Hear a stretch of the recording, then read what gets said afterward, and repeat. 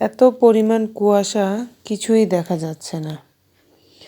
ঘড়িতে এখন 7:30 বাজতেছে। আমরা আবারও কক্সবাজার উদ্দেশ্যে ট্রেনে করে রওনা দিলাম। এবার অবশ্য সপরিবারে বেড়াতে যাচ্ছি। ট্রেনে উঠে সবাই অনেক মজা করছি, খুবই ভালো লাগছে। এই যে এখন হালকা একটু রোদের আভা দেখা যাচ্ছে। অনেকক্ষণ এতক্ষণ প্রচুর পরিমাণে ঠান্ডা ছিল। অনেকক্ষণ ধরে ট্রেন এখানে থেমে আছে, কি কারণ কেন কিছুই বুঝতে পারছি না। অবশ্য এখানে আমার মেয়ে ট্রেনের যে পাথরগুলো থাকে সেগুলো নিয়ে খেলা করছে, যদিও করা উচিত না, তারপরে করছে। আর চা খাবো ভেবেছি, অলরেডি চা নিয়েছি হাতে, কিন্তু যেই পরিমাণে চায়ের পিপাসা পেয়েছে সেই পরিমাণে চাটা মানে কি বলবো, খাওয়ার চেয়ে না খাওয়াই ভালো। আবার কাপে লেখা আছে অলওয়েজ বি হ্যাপি। চা খেয়ে হ্যাপি হতে পারছি না দেখে দুঃখিত। তো ট্রেনের অবশ্য সব কিছুই ঠিক ছিল, কিন্তু গ্লাসগুলো একটু অপরিষ্কার লেগেছে আমার কাছে। এই যে আমরা এখন কক্সবাজারে চলে এসেছি। এখান থেকে আর মাত্র কয়েক মিনিট লাগবে। দেখা যাচ্ছে দূর থেকে।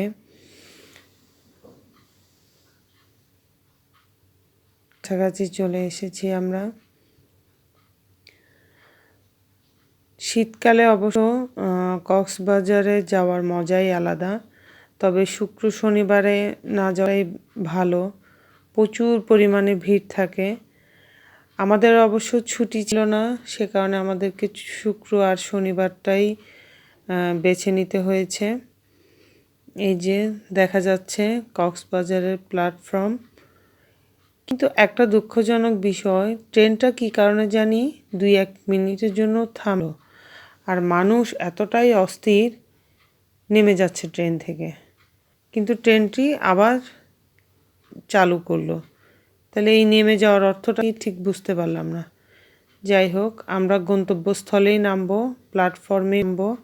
আমরা আইন একটুও ভঙ্গ করব না, যেহেতু ঘুরতে যাচ্ছি, মজা করতে যাচ্ছি। ভাই, এই লোকটা আমার এখানে আসায় একটু ভয় পেয়ে গিয়েছিলাম, ভেবেছিলাম মোবাইল আবার টান দেয় কিনা। যাই হোক, দেয়নি, লোকটি খুবই ভালো, জাস্ট উকি মেরেছে। কেন মেরেছে সেটাই বুঝতে পারিনি। যাই হোক, সবাই অবশ্য মোবাইল ব্যাগ সাবধানে রাখবেন, কারণ ট্রেনে এই ঘটনাটি প্রায় হয়ে থাকে। ব্যাগ হঠাৎ করে বা মোবাইল হঠাৎ করে টানে। কিছু এরকম ছেলে আছে ছিনতাইকারী, তো সবাই সাবধানতা অবলম্বন করবেন। আমরা চলে এসেছি প্ল্যাটফর্মে। অসম্ভব সুন্দর, কিন্তু কক্সবাজারে যেই ট্রেনটি প্ল্যাটফর্মটি করেছে খুবই সুন্দর। আমার এর আগেও একটি ভিডিও ছিল, সেখানে আমি কক্সবাজারের যে ঝিনুকটি সেটা দেখিয়েছিলাম। আর এবার অবশ্যই সেটি দেখাবো না, কারণ এবার হচ্ছে আপনাদেরকে শুক্রবারে যে কী পরিমাণ মানুষ থাকে সেটার একটু ভিউ দেখাবো। চলে এসেছি, এই দেখেন আমরা সবাই নেমেছি সপরিবারে। আমরা 14 জনের একটি টিম গিয়েছি, পরিবারের 14 জন সদস্য, ছোট বড় সবাই মিলে। এই যে আমরা আমাদের ব্যাগগুলো নিচ্ছি। এবার দেখেন কি পরিমাণ মানুষ, মানে হাঁটতে কষ্ট হচ্ছে, এত পরিমাণ মানুষ, প্রচুর মানুষ কক্সবাজারে এসেছে। আজকে শুক্রবার, বন্ধের দিন, সে কারণে অনেকেই পরিবারসহ এখানে ঘুরতে এসেছে আমাদের মতোই। এই যে আমরা আস্তে আস্তে করে হাঁটি। তো আমরা চলে এসেছি ঝাউতলের সাইমন হেরিটেজে। এটা হচ্ছে হোটেলের লুক। এখানে অবশ্য আবার আর কখনো থাকা হয়নি, ফার্স্ট টাইমের জন্যই উঠলাম। দেখা যাক ভিতরটা কীরকম। এটা অবশ্য 5 স্টার মানের হোটেল। তো যারা আসবেন এখানে অবশ্যই আগে থেকে একটু বুকিং করে আসতে হবে। এই যে এটা হচ্ছে হোটেলের প্রবেশপথ। খোলামেলা, যথেষ্ট পরিমাণে খোলামেলা দেখলাম ঢুকতে। আর এটা হচ্ছে আপনাদেরকে হ্যাপি নিউ ইয়ারের ওয়েলকাম জানাচ্ছে 2025। এখানে অবশ্য কিছু নিয়ম নীতি আছে, সেগুলো মেনটেন করে আপনাকে সব কিছু করতে হয়। সেগুলো অবশ্য ওরাই বলে দিবে।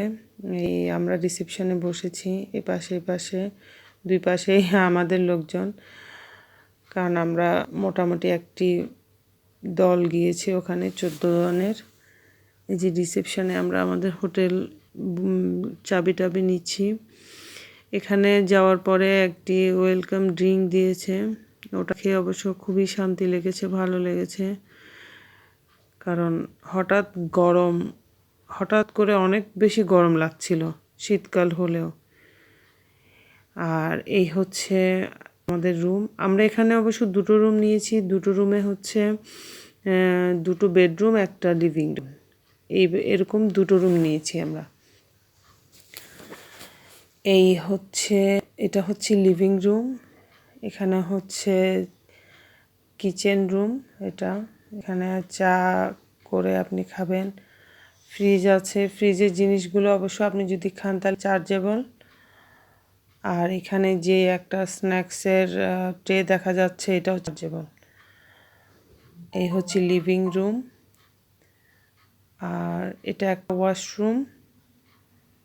আর এটা হচ্ছে আরেকটা রুম। রুমগুলো মোটামুটি বড় আছে। এটা হচ্ছে আলমিরা। আর এর ভিতরে হচ্ছে আপনার আরেকটা রুম। এই হচ্ছে রুম। এই রুমটাতে অবশ্য বারান্দা নেই, এখানে আলমিরা। আর এ পাশে হচ্ছে আপনার ওয়াশরুম। এ পাশে হচ্ছে গ্লাস দিয়ে আপনার বাথটবটা। যাই হোক, আর এই হচ্ছে আপনার জানালার ভিউ, খুবই সুন্দর, অসম্ভব রকমের সুন্দর এটা ভিউটা। আর এটা হচ্ছে আমাদের আরেকটা রুম। এখানে অবশ্য বাকি মেম্বাররা উঠেছে, ওটাতে কিছু উঠছে, এটাতে কিছু উঠেছে। এই রুমটা অবশ্যই একটু ওই রুমের চেয়ে অনেক বড়, লিভিং রুমটা যথেষ্ট পরিমাণ বড়।